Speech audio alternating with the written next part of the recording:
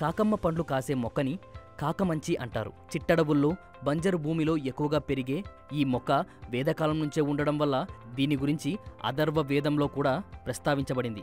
ఇక అనేక ఆయుర్వేద గ్రంథాలలో కూడా దీని గురించి చెప్పడం జరిగింది. ముఖ్యంగా 12వ శతాబ్దంలో రచించబడిన గాదనిగ్రహ అనే గ్రంథంలో కాకమంచి మొక్క గురించి ప్రత్యేకంగా ఒక అధ్యాయమే ఉంది.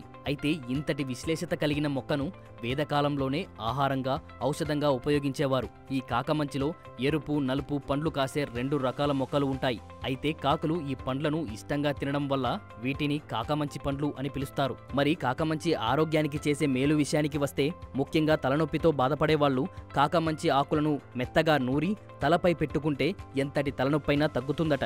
ఇంకా ఈ ఆకులతో చేసిన కూర తినడం వల్ల లివర్ ప్రాబ్లమ్స్ తగ్గడమే కాకుండా లివర్ హెల్త్ కూడా బెటర్ అవుతుందట.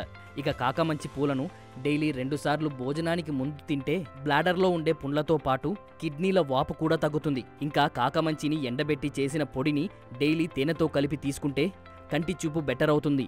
ఇక రక్తహీనతతో బాధపడేవాళ్ళు 1 స్పూన్ కాకమంచి పొడి, 1 స్పూన్ ఉసిరికాయ పొడి, 2 స్పూన్ల తేనె కలిపి రోజుకు 2 సార్లు 40 రోజుల పాటు తీసుకుంటే ఆ సమస్య తగ్గుతుంది. అలాగే ఇది కామెర్లు తగ్గించడంలో కూడా సహాయపడుతుంది. అయితే దీనిని ఆయుర్వేద వైద్యుని పర్యవేక్షణలో ఉపయోగించాలి.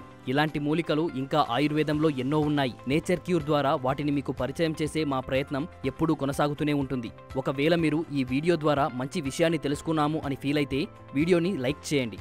అలాగే మీ ఫ్రెండ్స్కి షేర్ చేయండి.